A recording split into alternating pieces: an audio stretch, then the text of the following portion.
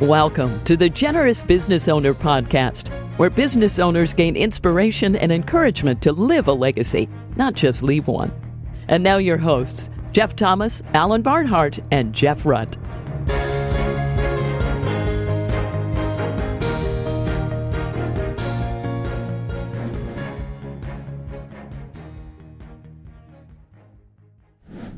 Well, welcome everybody to this week's Generous Business Owner Podcast. This is your host, Jeff Thomas, and we've got a very special guest with us today. It's Rob Follows. Rob is the founder and chairman of STS Capital.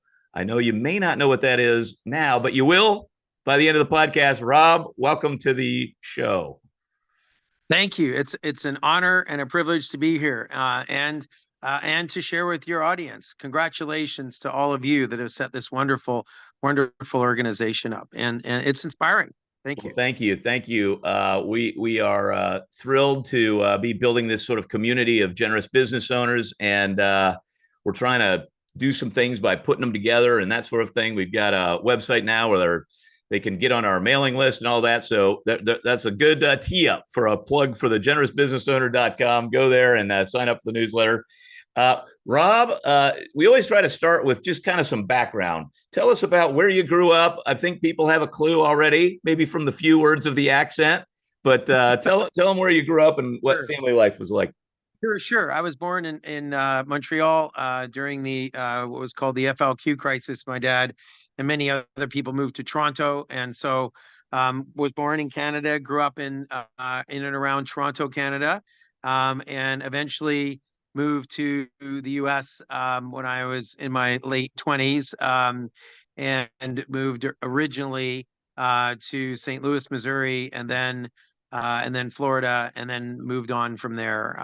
And so my number is still a St. Louis number because that's when the first agreements came out with Verizon. I forgot that we had talked before, and I'm a St. Louis kid too. So but I think I was already in Houston when the numbers came out, so my cell phone doesn't prove it, but I can remember the old home 314 number. So right, exactly. All right, well. Okay, so all right, well, that's a lot of moving around. Now we're talk about your family growing up. How many kids? What were the folks like? All that kind of stuff. Sure. Well, I don't have the normal story. My mom died when I was 2, and I then ended up. So I have a blessing of lots of variety on my parenting side. So my dad hung in there, but my mom died when I was 2. My first stepmother basically had to leave when I was 5 because my dad married another person. So that was Jeanine. And then a few years later, about 10 years later, she was replaced. And so I've had, this is probably very unique on your podcast, 5 stepmothers. Wow. And so that would be a record, I would think. And it created a lot of adversity and a lot of strength. And so I'm very thankful for that.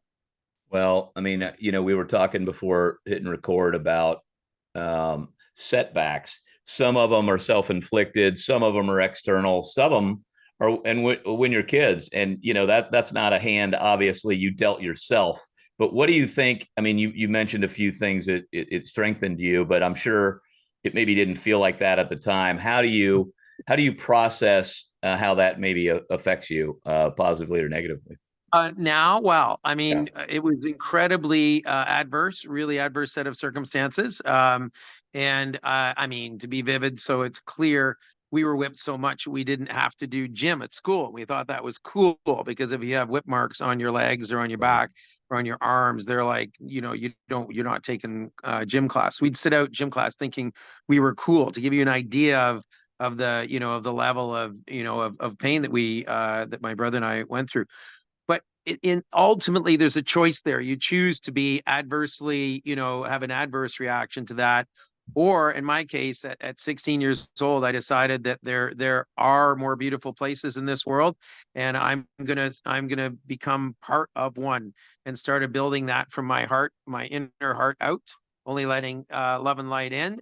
And it was a full moon that night, and I committed to myself that I would only focus on positives and build out a positive life. So it really that difficult upbringing really did did a great blessing with God's help to focus on the positive and stay focused on the positive since then.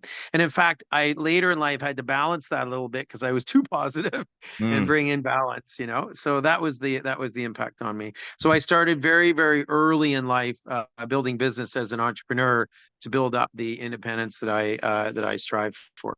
Were you doing that as a teenager? What was the first job or two? When I was 12, we started, a good friend, still friend, started B&F Seasonal Services, which was Burns and Follow Seasonal Services, which was lawn cutting and pool cleaning. And we would get contracts from clients that would give us $20 to cut their grass, and we would hire our friends for 50 cents an hour. And I think we had 70 people at one point cutting grass and doing trimming and weeding and pool cleaning, end of season pool cleanup. And that was from 12 to 13 to 14. So we started early. Cow, 70 employees when you're 13, 14. That's amazing. Yeah. I mean, that's everybody in town, man. You had the whole class working. Well, we had our classes working. That's where we got the students was at school. Yeah. And we learned some lessons, right? They would cut the grass very slowly at 50 cents an hour. Yeah. Getting paid by the hour. I love it. Yeah. So we changed it. We changed it to project based, but yeah. And then snow shoveling, because from Canada in the winter, same thing. And so it was early start, and then my father wanted me to get involved in the family business, and I said it was very independent. I said no, family business, quote unquote. He started a packaging machinery business. Said, I want you to take that over. You're the oldest son. It's European supply. Europeans expect the oldest son to take the business over, and don't embarrass me. I said, well, Dad, first of all, I can't stand, machinery. And secondly, I'm not an engineer. I couldn't figure out how to turn it on. My younger brother had been working in the plant. Said, Christopher is the one. So he cut me off. He said, you owe me $20,000 at 18% interest. He made a bill, wrote it all, hand out, ready to bill up. And you're going to start paying interest monthly now, and you better go get a job because I'm throwing out the family financially. That was another blessing. Wow. Because he created an entrepreneur, because I was determined to pay that bill off and to pay for my own university, and not, he said, you'll come crawling back. And I said, well, that'll be the last thing I'll do. Yeah. And so I started a business when I was in university. It grew to be the largest independent marketing services business in Canada. And 10 years later, when free trade came along, I was advised you're not going to be protected under the U.S., Canada, Mexico free trade agreement. So you'd better go talk to some of the big boys in your industry, because they're holding all their own inventory. They'll crush your business model. That was great advice. And so I hired a friend of my dad's, because I wasn't old enough to be taken seriously at these meetings. And Tom was his name. And we went to visit the three multi-billion-dollar groups in the U.S. And they said they were competing with each other, because I didn't realize, but the big issue was General Motors. They were the biggest spender on marketing back then. And General Motors had 1,000 dealerships in Canada who weren't being serviced. And the person that had the control of them wanted to buy us because they would block the other one. The other one wanted to pay whatever they had to buy us. And I didn't understand this. And so as the seller, I didn't understand these motives behind the scenes of these buyers. And all I knew is the price was going up. And I ended up selling the business for 27 times EBITDA to Merritt's Inc. out of St. Louis, Missouri, to a philanthropist. He was a wonderful philanthropist called Bill Merritt's, and 50 wealthiest guy in the U.S. at the time. And his motive was to block Carlson Marketing out of Minneapolis from getting our technology, getting their technology through us. And so net was able to sell my business for 27 times EBITDA when I was 29 years old, which created, financial independence and the ability to really focus on, making the world a better place, and also starting a charitable foundation, which is what I was very keen to do. It's called UltraVest and is now 25 years old. And I could talk more about that, but that's my path. That was my path. Okay. Now that was a lot. There was a lot going on there. All right. So, yeah. So, okay. You go off to college, You start this business. The original intent is just to support yourself, get yourself through, and pay Yeah, off pay this. for school. Yes, sir. Sounds like Yeah. this crazy note that I don't know, Dad made up. That whole thing is nuts. That's a whole nother hour, I have a feeling. And then so obviously that takes off. Now you get out. Play. Let's rewind the tape a little bit. You start this marketing. Did you move? Did you start the marketing company right away? What were the sort of steps before you started? Oh, well. I didn't want to stay in Ontario when summer came. I needed to make $20,000 to pay for school, That? and they used to say, "Go west, young man," back in those days. It was in the early '80s, and there were tree planting jobs, which were the worst, but you could definitely earn your $20,000 planting trees in British Columbia. But before that was Banff, Alberta, and it was a booming tourist area. It's still very beautiful. It's in a national park. And so I got there, but the ski season was still on. And I'm a big skier. I love skiing. And so I thought, well, I'm going to have to wait for the jobs to start. So I got an end of year ski pass and I skied every day. And I was skiing with all the owners of the businesses. They're who's out, not the laborers, right? Exactly. Skiing during the day. And I got to know all the owners of the businesses. And then there was finally a job posting. They called me and said, Rob, go get the job. It's to sell wholesale produce to us. And we all know you and we'd love it to be a local. You're a local now. You've skied with us for a month. And I said, okay. So I got the job and it was Sun Harvest Produce, I remember. And I got 55% of that market within the next 6 weeks or 8 weeks or so. So I learned a big lesson here. I sold so much produce that the supplier went bankrupt trying to supply it because he was buying it from his competitors. And they called me into their 5:30 a.m. Meeting, coffee meeting. All the guys that run the restaurants in Banff, they get together very, very early in the morning, and they said, Rob, we don't think you're going to get paid, and you think you're going back to school. We want to support you, so we brought you the checks that we owe. And they Wow. and they said, look, we're going to teach you how to negotiate. I was very young, it wasn't even 20, and so they were saying you have to certify these checks and then you'll get paid because they're as good as cash. And so I had hundreds of thousands of dollars, about 200 and change, not quite 300,000. And when he came to town, I said, you owe me the $25,000. He said, oh, I can't pay you, I'm bankrupt. I said, well, I have $300,000 in cash here, and if we go to the bank and we deposit this in your account, and you pay me the 25. And so that's how I got the first summer the money to pay for my school. And then the CFO called me, and this is how the career in marketing started. And she Okay. said, that was brilliant what you did in Banff. And so we want to hire you. I'm like, you hire me? You just bankrupted a company. She said, it wasn't me. Please trust me. These are very high integrity people. Come and work with us in marketing and represent our advertising agency in Banff and Lake Louise and in Canmore. It was just getting going.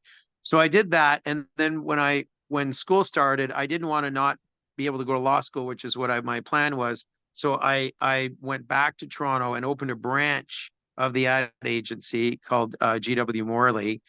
And eventually the suppliers called me and said, you're doing more volume out of Toronto than you are doing out of Calgary, and we will give you credit, but not in the name of the person that won't pay us in Calgary. You must split off, and we will give you each $1 million of credit.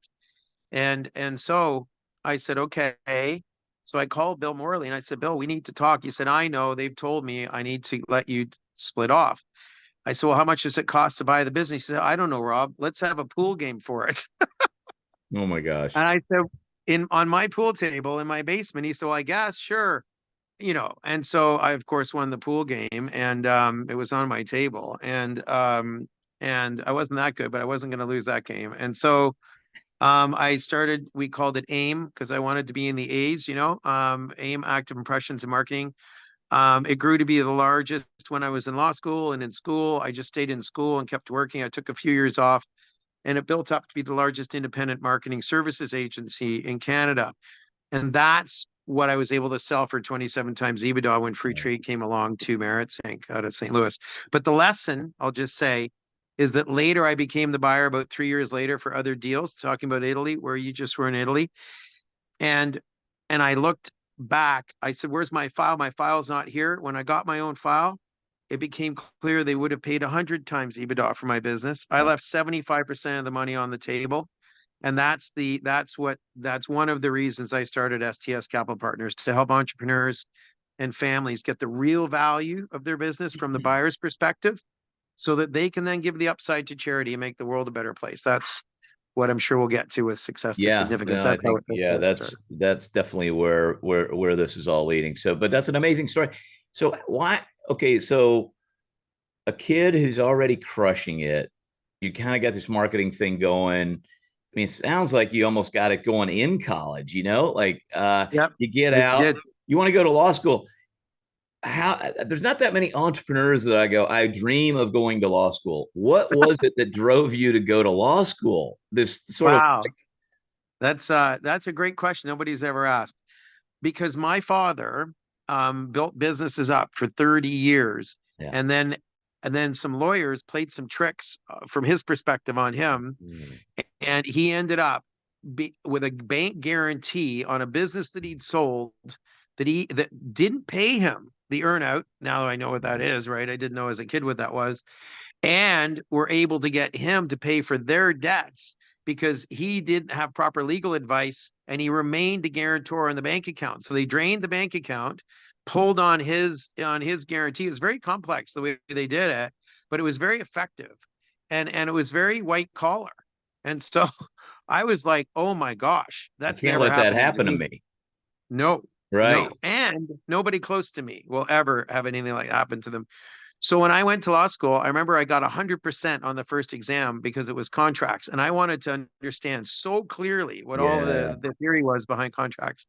And that got me through law school because I ended up trading my contract summary, because I'd done a summary with all the others, like in Paper Chase, trade the summaries. And in trading the summaries, sorry about that. In trading the summaries, you end up being able to get through law school. Huh. What wait, what does that mean? I don't know what trading the summaries means. In law school, when you do a summary of Yeah. a course, right? Yeah. I did the summary on contracts because I had the highest mark in contracts. Okay. I had done my summary. They knew mine was good because I got a Right. high mark. What you Right. do is a summary of each of the books you read. You read Yeah. all these books Oh, you and trade you them. summarize them. Yeah. Okay, so you don't have to So read then, 1,000 books. You sort of trade each other's exactly. summaries. Okay, Only got the it. dumb guys read 1,000 books.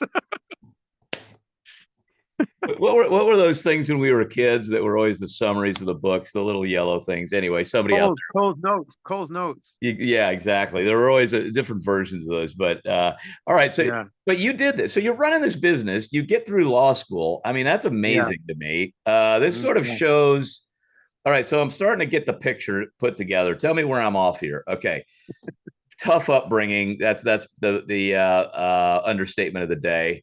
Mhm. Creates this Rob. One of the phrases that a friend of mine said, and it just like stuck out 10 years to me, was Mhm. the gift of the struggle. Mhm. And obviously, you wouldn't necessarily pick all those things to happen, like just all struggles that happen in our life. We wouldn't select them, but they make us. They teach us lessons, and so you have that. So you have this, man. You definitely have this hustle thing going, and then you're doing law school, which to me is amazing. Clearly, God gave you the ability to work really hard and Mhm. study and all those kind of things. Mhm. And you have this sort of protection thing about you. This is fascinating to me. Okay, so you sell this business. You're like, I left money on the table, even though it was a crazy multiple, probably from a small number. But I mean, okay, you're like, man, I could have done that better.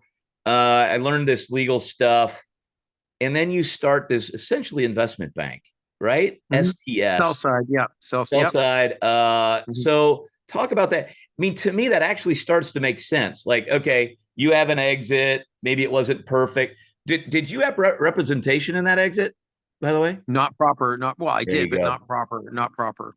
Okay, so this makes sense, right? So you sort of find out later, oh, I wish I had known these things. You've got this legal background, which is super helpful, I would think, Mhm. actually, Oh, yeah, uh, yeah, yeah. and still is.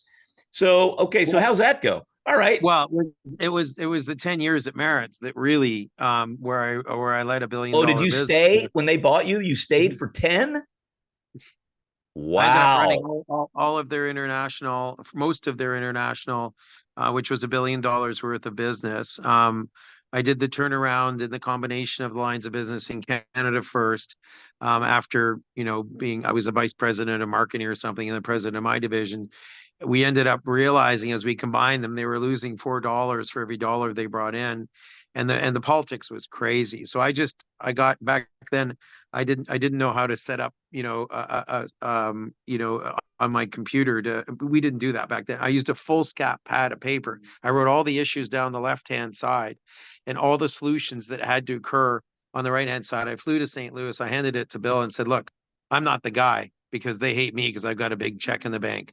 But you need to hire somebody that can follow this script and send me somewhere where, like California. I'll go work in California and learn to surf and handle your automotive accounts there because I've got to stay for 3 years. I'll work someone else. And so they looked at the analysis and they said, I think you better get back on that plane to Toronto because you're now the president of Merits in Canada. I said, no, no, no, no, no. I've got enough enemies already. And they said, no, no, that's not an option. That's what you're going to do. And I'm like, and they were paying me a lot of money. And so I said, well, and I had a hurried journey. I said, okay. So I went back and they said, well, you can consult with us in every decision you make. But it was a massive turnaround. I didn't realize what I was undertaking. We had 2 out of 10 customer sat from IBM and Ford and all these big clients. We had 2 out of 10 employee sat. No, everybody was miserable. We were losing a net of $3 on every dollar that went out the door. I mean, they came in the door. It was a disaster. And I had a lot of energy. I was in my late 20s. And I wanted my friends to do well and my clients to do well. So I got my shoulder behind the wheel and turned that around into the highest performing Merits unit globally. And then I realized we were the tail, not the dog. So I moved to St. Louis without any permission and said, look, I went to see all the market leaders for all the different markets and said, look, you've all got divisions in Canada.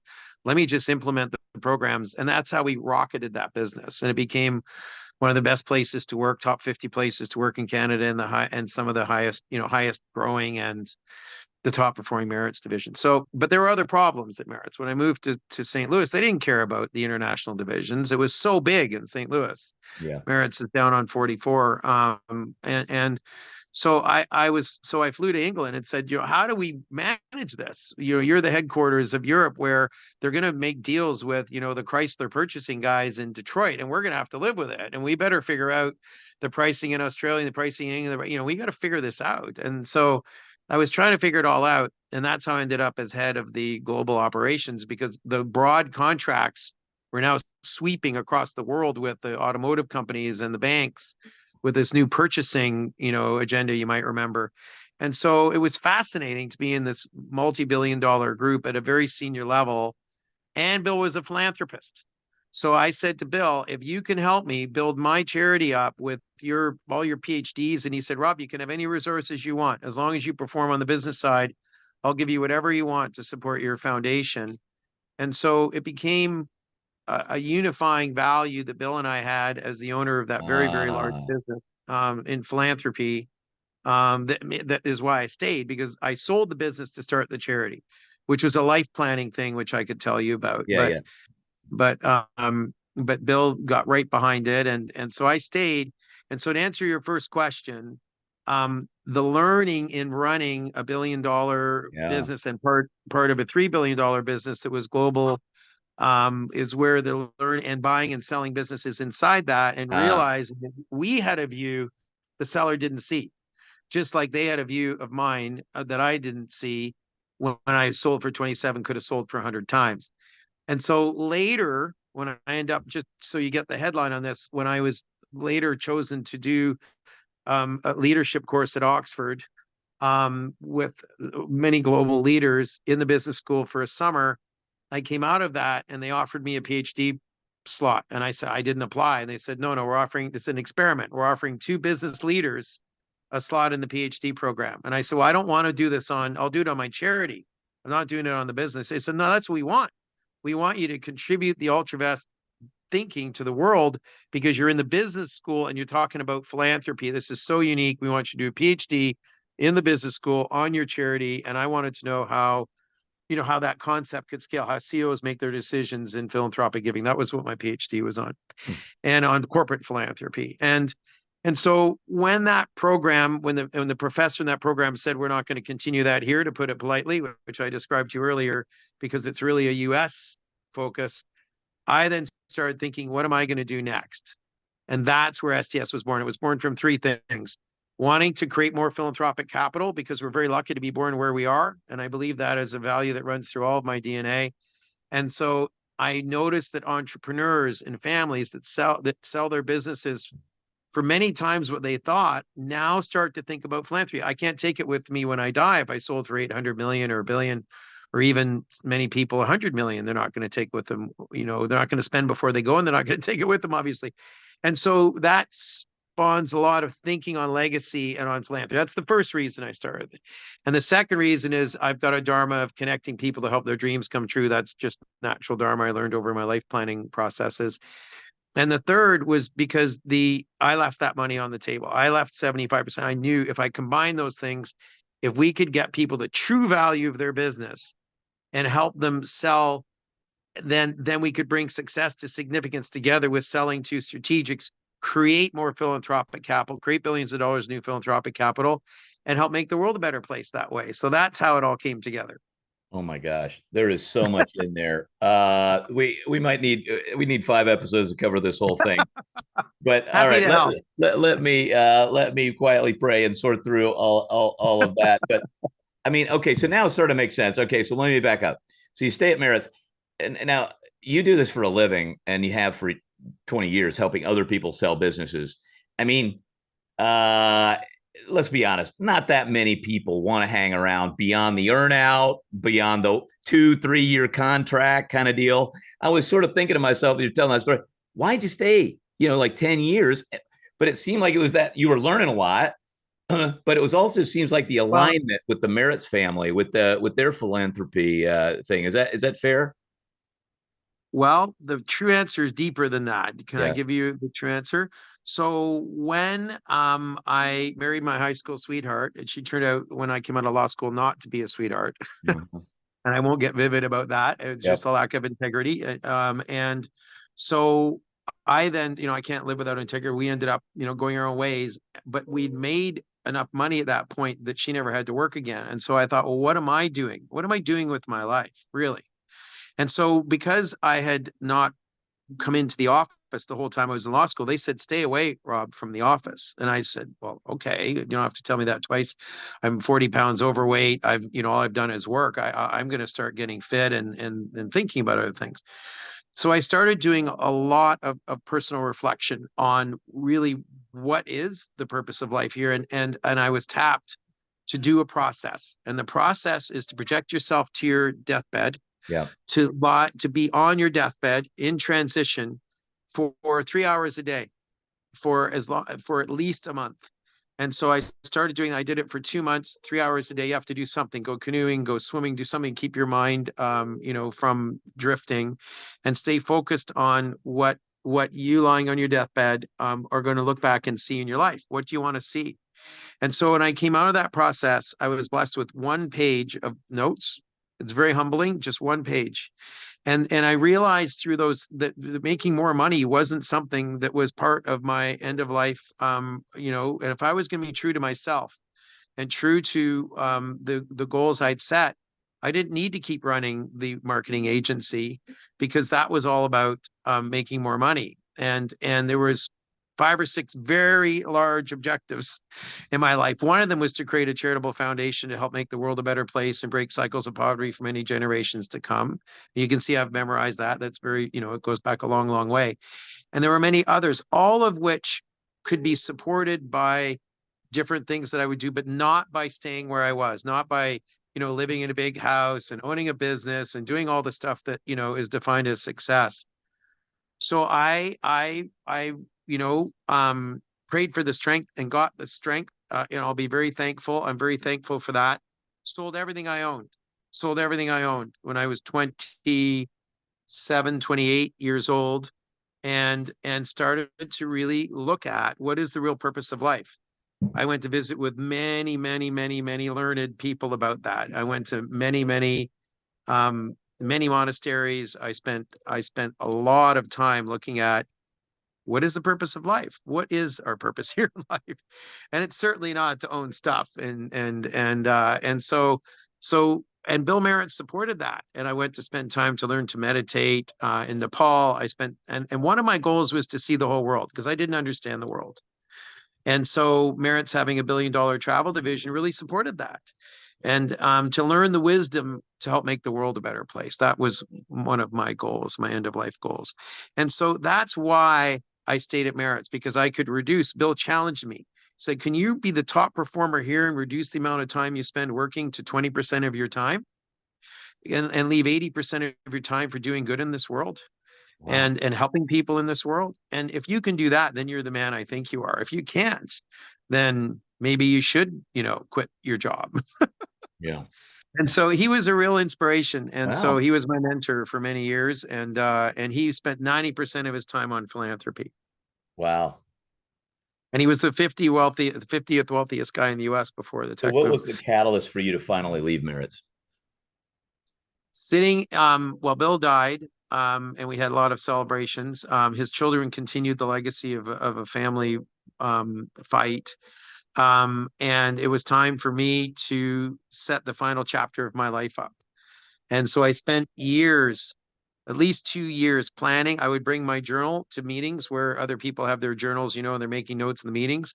And I would make a few notes on the meetings, but I would make notes on what I was reflecting on that I wanted to do in my next chapter, that I loved, that inspired me, that I didn't want to do, that I wanted to stay away from. And I planned to launch STS Capital Partners ultimately that supported those three objectives. And now I'm on the next chapter, which I'll talk about if you're interested. But it was and is about creating billions of dollars of new philanthropic capital, helping people on their own path from success to significance through selling to strategics.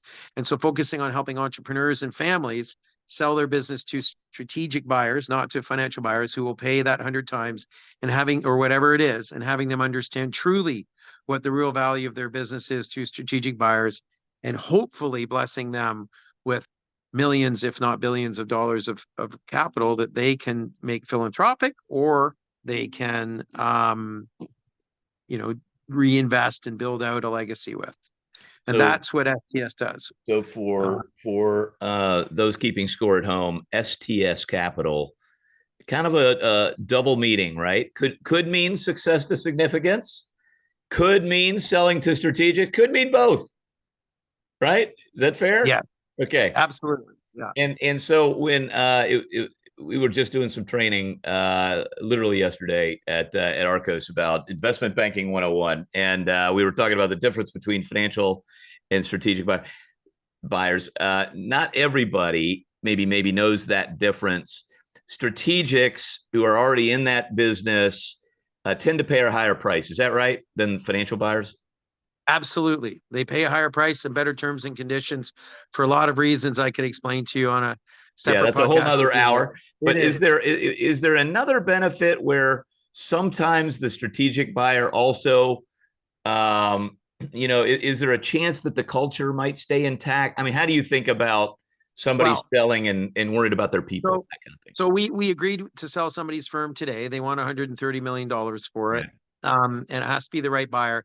And so the way we work on that is laying out required outcomes. What are the absolutely required outcomes? We'd encourage anybody to do that, to think about selling a business in money and terms and conditions and the name of the business and how long you're going to stay, whatever that is, including culture, and then preferred outcomes. And so you've got required outcomes and preferred outcomes. And then decide, first of all, will selling the business achieve all of these? Because maybe that's not the case. But if it can, and it would under certain conditions, then you want to find a representative to help you sell the business that is not conflicted, that will absolutely maximize value for you and is not more interested in the buyers than they are the sellers. And that's very rare. It's only, I would say, in about 2% of the representatives out there in the marketplace are truly interested in supporting the sellers as opposed to themselves, and often, honoring the buyer's interest more than the sellers, unfortunately. So that's our commitment, and that's how we support our values, and being there to create value for sellers. And so absolutely strategic buyers will pay more, especially if they are approached the right way. You don't approach the corporate development team, you approach the business operations teams, and you get them to understand that sharing with you what they're going to do with that business will be safer for them. So there's no fear of failure. And in doing so, they show you how much they're going to make owning the business. And that's what you negotiate against. That's how you get to very, very high multiples.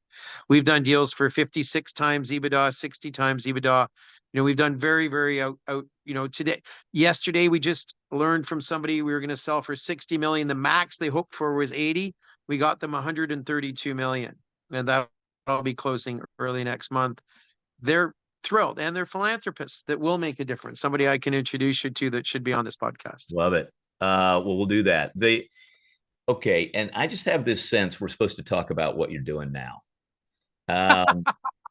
You are Bill Merritt's now. Okay. So there is somebody listening to this, who's the old 29-year-old Rob. Okay. Yeah. And they're like, maybe they just, left a company or they got something going and it's growing and they're like, man, I wish I had a Bill Merritt's. And hey, here we are recording this conversation today, and they have a chance to hear you talk into their lives a little bit. Tell us where you are today. What is filling your mind, and how do you think about fulfilling your purpose at this age and stage? Well, that's a whole other podcast. Okay. I would say to your question on talking to someone that's where I was when I was 29, to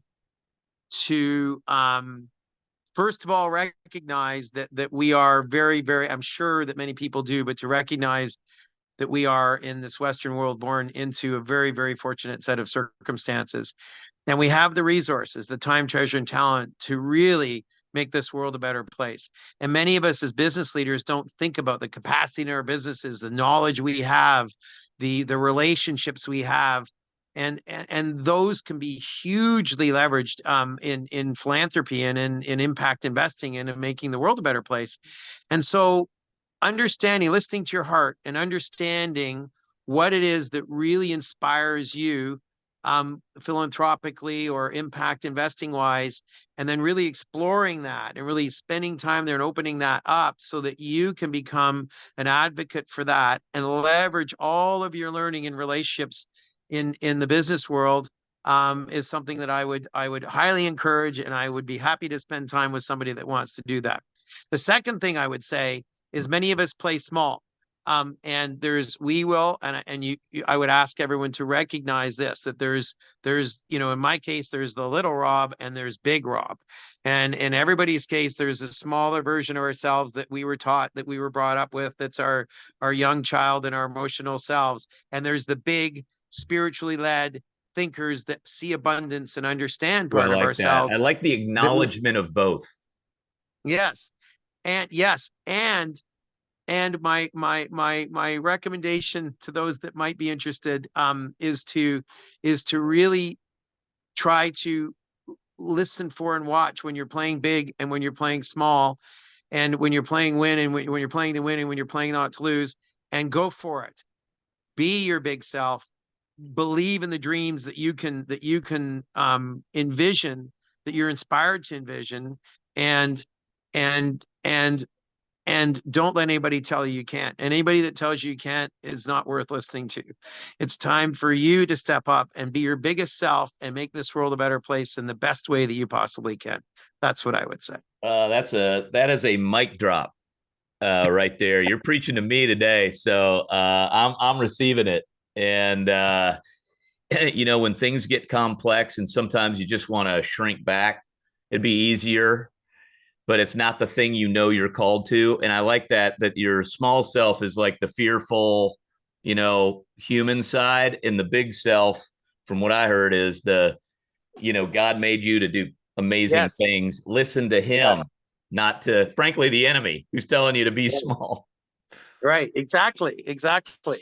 So if you'd like, I'd be happy to share with you personally where I am now, but I don't think I do that with the recording on. You can tell me That's whether. all right. Well, I mean, we're out of time for today, so we'll wrap it there. We always ask for a practical tip at the end, but I kind of framed it that way already. So I think you already nailed it. So I'll just wrap it there by thanking you, Rob, for taking the time to speak on the Generous Business Owner podcast today. Thanks so much. Happy to help anyone I can. All right. Generosity. Thank Bless you, guys. you with all of your good work. All right. Well. And thanks, everybody, for listening to this week's Generous Business Owner podcast. As I said, go to the website, all the social channels, sign up for the newsletter, share it with a friend, and we'll see you next week. Thanks, everybody. Thanks for listening to the Generous Business Owner podcast with Jeff Thomas, Alan Barnhart, and Jeff Rutt. Make sure to follow the podcast so you don't miss an episode. You can find the guest contact information in the show notes. Stay tuned for the next episode.